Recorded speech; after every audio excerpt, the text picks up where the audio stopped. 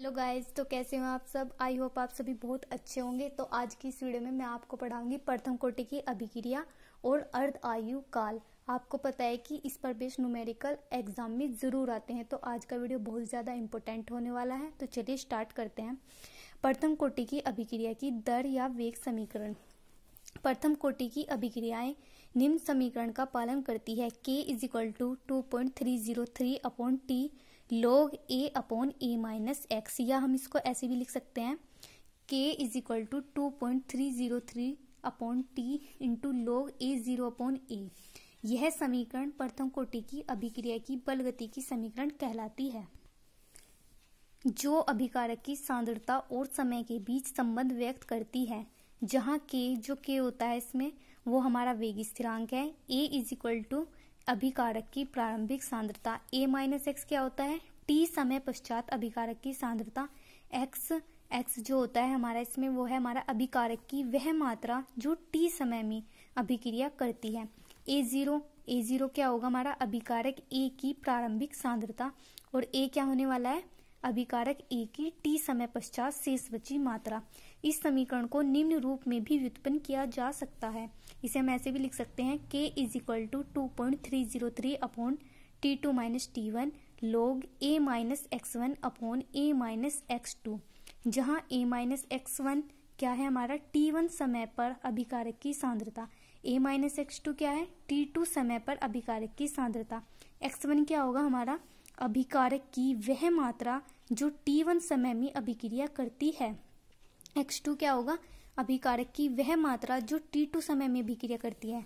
ठीक है गाइस, चलो आगे देखते हैं हम अर्ध आयु को हम हाफ लाइफ बोलते हैं। ये बहुत ज़्यादा इंपॉर्टेंट है, इसकी डेफिनेशन भी एग्जाम में पूछी जाती है। तो चलिए स्टार्ट करते हैं। अर्ध आयु क्या होती है, वह समय जिसमें अभिकारक की सांद्रता उसकी प्रारंभिक सांद्रता की आधी रह जाती है। यानी कि वो समय जब जिसमें अभिकारक की जो सांद्रता है जितनी वो पहले थी वो आधी रह जाए, वह क्या कहलाता है, वह समय हमारा क्या कहलाएगा, अर्ध आयु कहलाएगा। ठीक है, जिसे टी हाफ या T0.5 से प्रदर्शित करते हैं। अब देख लेते हैं, एक अर्ध आयु काल में अभिक्रिया आधी यानी कि 50% पूर्ण हो जाती है। प्रथम कोटि की अभिक्रिया की समीकरण क्या होती है, K is equal to 2.303 upon T log A upon A minus X. तो इसमें हम क्या करेंगे, देखो A माइनस एक्स के स्थान पर A/2 रखेंगे। क्यों, क्योंकि जो अभिक्रिया है वो हमारी 50% पूर्ण हो चुकी है, और A माइनस एक्स क्या होता है हमारा शेष बची मात्रा। तो 50% वो पूर्ण हो चुकी और 50% वो रह गई, यानी कि A/2 यानी कि आधी रह गई। तो A/2 लिख लेंगे A माइनस एक्स के स्थान पर, तथा T के स्थान पर T/2 लिखने पर तो क्या हो जाएगा, K is equal to 2.303 upon T half log A upon A/2। A से कट जाएगा और ये 2 हमारा ऊपर चले जाएगा, तो ये क्या हो जाएगा हमारा, K is equal to 2.303 upon T half log 2। तो देखो हमें पता है log 2 की वैल्यू क्या होती है, 0.3010। इसे यहाँ पे रख देंगे तो ये क्या आ जाएगा हमारा, K इज इक्वल टू 0.6932। इसको हम पूरा लिख लेते हैं, ये यहाँ तक आ जाएगा। तो टी हाफ हमारा क्या आ जाएगा, T half is equal to 0.6932। तो ये 2 अपॉन K। तो ये हमारा अर्धायु काल का डेरिवेशन है, ये एग्जाम में बहुत पूछा जाता है। चलिए अब स्टार्ट करते हैं न्यूमेरिकल, जो एग्जाम के लिए बहुत ज़्यादा इंपॉर्टेंट होते हैं। तो देखिए गाइस, ये हमारा न्यूमेरिकल है। कोई प्रथम कोटि की अभिक्रिया 60 मिनट में 75% पूर्ण होती है। इस अभिक्रिया का अर्धायु काल ज्ञात करो। यानी कि हमें क्या ज्ञात करना है, इसमें हमें टी हाफ हमें इसमें ज्ञात करना है। तो देख लेते हैं, देखो 60 मिनट में 75% पूर्ण हो रही है, यानी कि 75% पूर्ण होती है हमारी। 75% पूर्ण के लिए हम ज्ञात करेंगे, हम ज्ञात कर लेते हैं। तो हमें पता है, देखो ये 75% पूर्ण हो रही है, तो प्रारंभिक जो सांद्रता होगी यानी कि A इज इक्वल टू क्या हो जाएगा हमारा 100, क्योंकि जो पूर्ण होता है 100% वो प्रारंभिक सांद्रता थी। A minus X is equal to क्या हो जाएगा, तो देखो यहाँ पे क्या है कि 75% पूर्ण हो जाती है। तो देखो इतनी तो वो हमारी पूर्ण हो चुकी, तो ये A माइनस एक्स क्या होता है हमारा, ये होती है हमारी शेष बची मात्रा। तो देखो पहले हमारी 100 थी, 100 में से हमारी 75% पूर्ण हो चुकी, तो शेष बची मात्रा क्या होगी, तो A माइनस एक्स की जगह हम लिखते हैं 100, यानी कि प्रारंभिक सांद्रता में से हम घटाते हैं जितनी वो पूर्ण हो चुकी, यानी कि 75। तो ये हो जाएगा हमारा A माइनस एक्स बराबर आ जाएगा हमारा 25। तो देखिए गाइस, ये प्रथम कोटि की अभिक्रिया के लिए है, तो इसमें प्रथम कोटि की अभिक्रिया वाला समीकरण लगा देते हैं। K बराबर 2.303 upon T log A upon A minus X. तो देखो यहाँ पे क्या हो जाएगा 2.303 और टी की जगह रख लेते हैं हमारा कितना है 60 मिनट, यानी कि 60 और log ए की जगह हम रखेंगे 100, ए माइनस एक्स की जगह रख लेंगे हम 25, तो 25 चौका 100, तो ये हो जाएगा हमारा 2.303 अपॉन 60 आ जाएगा यहाँ पे, और log 4, तो log 4 की वैल्यू होती है हमारी 2.303 और यहाँ पे आ जाएगा 60। log 4 की वैल्यू होती है जैसे कि हम सबको पता है 0.6010। तो जब हम इसको सोल्व करेंगे तो ये हमारा आ जाएगा, आप सोल्व करके देख लेना, 2.31 मल्टीप्लाई 10 की पावर -2, और देखो ये यहाँ पे मिनट में दे रखा है ना 60 मिनट, तो इसका जो k की वैल्यू हो जाएगी, क्योंकि समय इनवर्स होता है तो इसका आ जाएगा हमारा मिनट इनवर्स। तो देखो अभी हमें ये नहीं ज्ञात करना, हमें ज्ञात करना है टी हाफ। तो हमें पता है टी हाफ का फॉर्मूला क्या होता है, तो T half is equal to होता है हमारा 0.6932 अपॉन के। तो देखो यहाँ पे के की वैल्यू हम रख देंगे 0.6932, यहाँ पे आ जाएगा 2.31 मल्टीप्लाई 10 की पावर -2। तो देखो जब आप इसको सोल्व करोगे तो सोल्व करके देख लेना, तो ये हमारा आ जाएगा टी हाफ बराबर 30, यानी कि 30 मिनट। तो ये इसका आंसर हो जाएगा, ठीक है। तो गाइस नेक्स्ट क्वेश्चन देख लेते हैं, ये भी बहुत ज़्यादा इम्पोर्टेंट है। चलिए स्टार्ट करते हैं। किसी प्रथम कोटि की अभिक्रिया के लिए अभिक्रिया को 3/4 पूर्ण होने में लगा समय तथा अर्धपूर्ण यानी कि आधा पूर्ण होने में लगे समय के अनुपात ज्ञात करो। तो यानी कि इसमें हमको क्या ज्ञात करना है, देखो T3/4 यानी कि इसका अनुपात, और आधी पूर्ण होने में लगा समय यानी कि आधे आधे को हम क्या बोलेंगे टी हाफ। तो यानी कि ये हमें अनुपात इसमें ज्ञात करना है, ठीक है। तो सबसे पहले हम T3/4 के लिए निकाल लेते हैं। देखो क्या होगा हमारा T3/4 के लिए हम कैसे निकाल लेंगे देख लेते हैं। तो इसकी प्रारंभिक सांद्रता देखो A इज इक्वल टू हमारा क्या हो जाएगा, देखो यहाँ पे परसेंट में नहीं दे रखा, तो इसलिए हम 100% यानी कि 100 नहीं मानेंगे, तो 3/4 दे रखा है ना, तो इसको देखो प्रारंभिक सांद्रता A is equal to A मान लेंगे। और देखो A माइनस एक्स हमारा क्या होता है, A माइनस एक्स होता है हमारा शेष बची मात्रा, ये होती है हमारी शेष मात्रा जो हमारी बच जाती है, शेष मात्रा होती है। तो देखो ये होती है हमारी प्रारंभिक मात्रा, ठीक है। तो देखो प्रारंभिक मात्रा ये है, तुम्हें शेष मात्रा निकालनी है, कैसे निकालेंगे, तो प्रारंभिक मात्रा में से जितनी अभिक्रिया हमारी पूर्ण हो चुकी, यानी कि ये है ना हमारा 3/4 पूर्ण होने में लगा समय, तो ये इसकी प्रारंभिक मात्रा है, और इसमें से जितनी पूर्ण हो चुकी अगर हम वो इसको माइनस कर देंगे तो हमारी शेष बची मात्रा आ जाएगी। तो यहाँ पे लिखे हम 3A/4। देखो ये 3/4 माना है ना, तो यहाँ पे ये मैंने अपनी तरफ से मान लिया है क्योंकि हमने यहाँ पे A माना था, तो इसलिए यहाँ पे 3A/4। तो शेष बची मात्रा आ जाएगी हमारी A minus X is equal to आएगा A/4, ठीक है। तो हम देखो समीकरण लगा देते हैं इसकी, तो प्रथम कोटि की अभिक्रिया के लिए समीकरण लगा देते हैं। तो T3/4 ये आ जाएगा हमारा is equal to 2.303 upon K log A upon A minus x होता है ना, तो यहाँ पे देखो इसको K को हम यहाँ पे भी लिख सकते हैं और T को यहाँ पे, ये आपस में चेंज हो जाते हैं, ठीक है, इससे कोई फर्क नहीं पड़ता। तो ये आ जाएगा हमारा T3/4, तो आ जाएगा 2.303 अपॉन के। तो देखो यहाँ पे हम क्या रखेंगे log A, तो A की जगह तो हम A की लिख लेंगे प्रारंभिक सांद्रता, और A माइनस एक्स की जगह हम क्या रखेंगे A/4। तो देखो ये A/4 हो जाएगा, तो A से कट जाएगा यानी कि 4 हमारा ऊपर पहुंच जाएगा, तो ये हो जाएगा T3/4 इज इक्वल टू आ जाएगा हमारा 2.303 अपॉन के, ये हो जाएगा हमारा log 4, ठीक है। यहाँ पे हम log 4 की वैल्यू रख लेंगे, तो क्या आ जाएगा T3/4 is equal to 2.303 upon के। हमें पता है log 4 की वैल्यू क्या होती है हमारी 0.6010। इसको भी फिलहाल हम यहीं पे छोड़ देते हैं, इसको हम समीकरण 1 मान लेते हैं।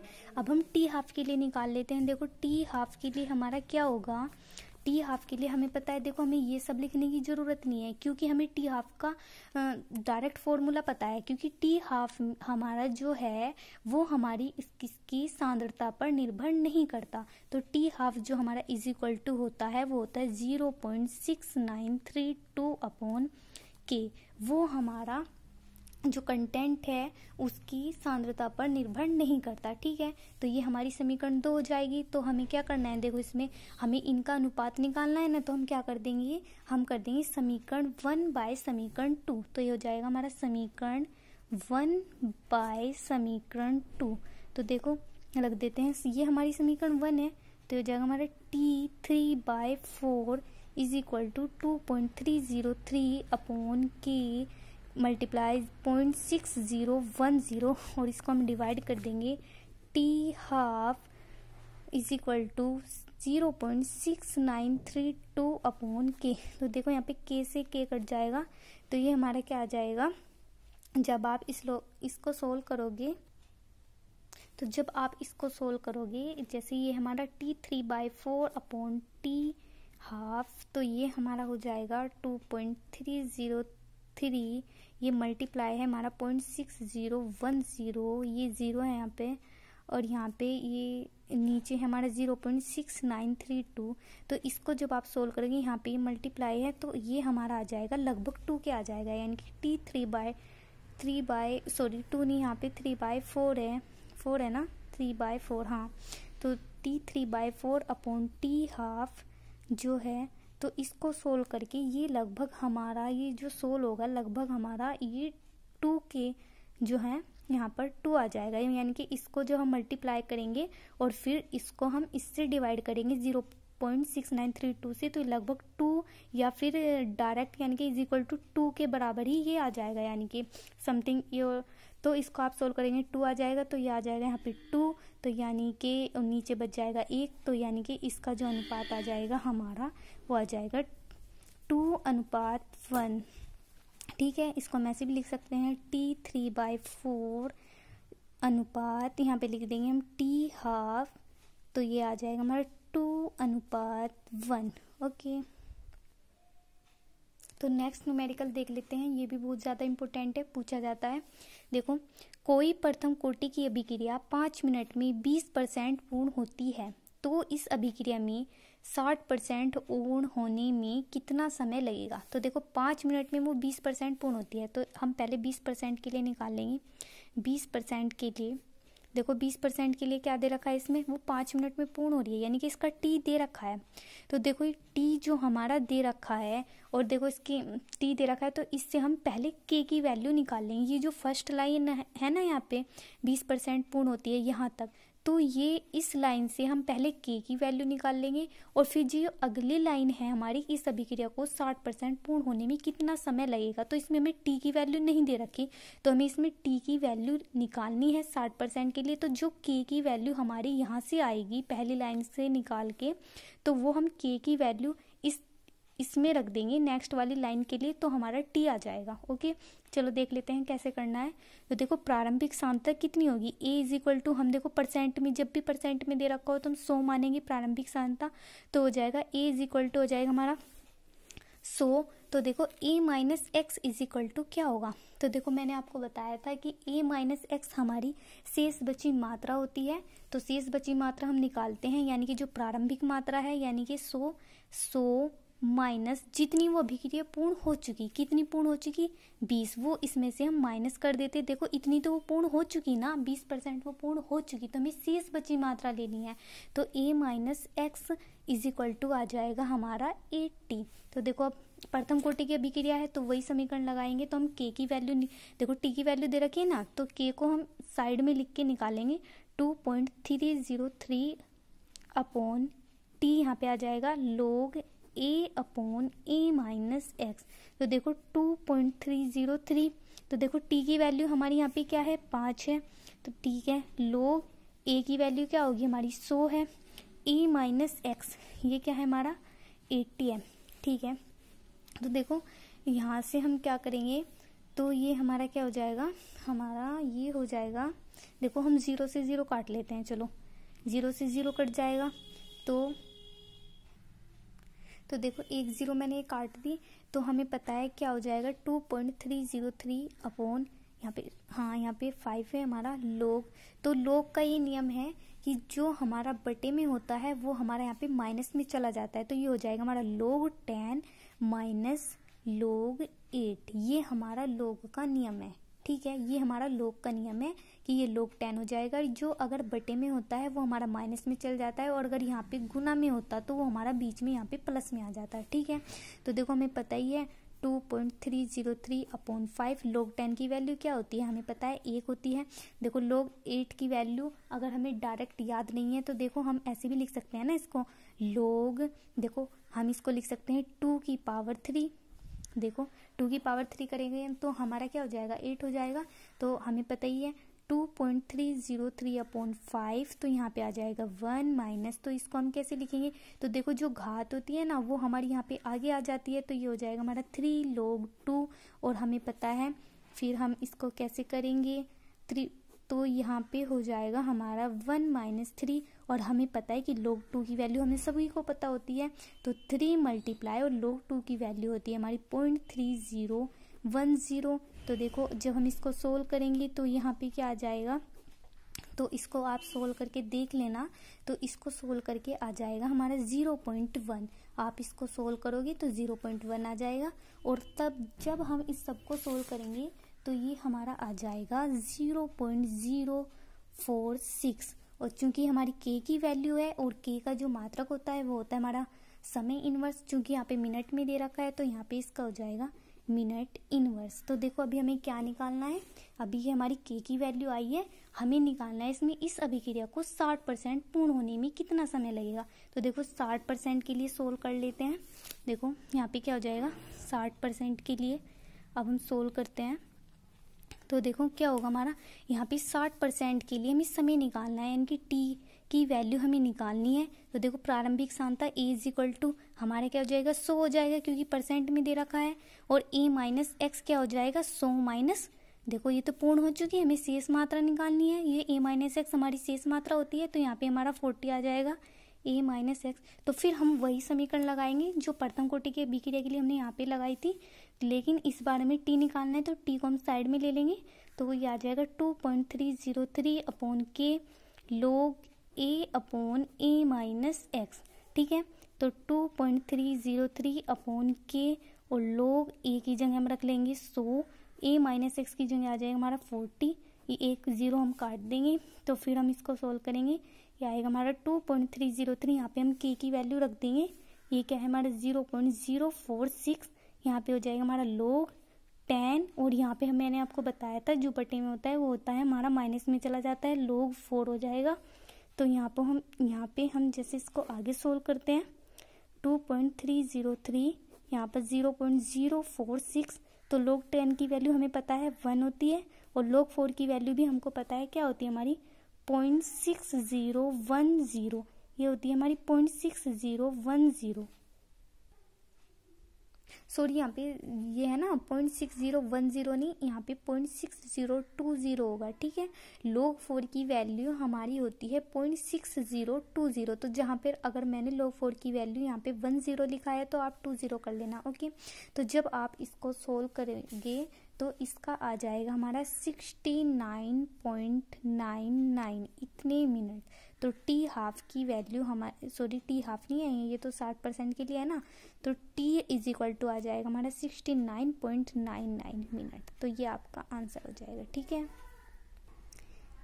तो एक लास्ट न्यूमेरिकल मैं आपको और दिखा देती हूँ। देखो ये मैंने पहले ही सोल्व कर रखा है। ठीक है, चलिए पढ़ते हैं। दर्शाइए कि किसी प्रथम कोटि की अभिक्रिया को 99.9% पूर्ण होने में लगा समय जो होगा वो अभिक्रिया को आधी पूर्ण होने में लगे समय का 10 गुना होता है।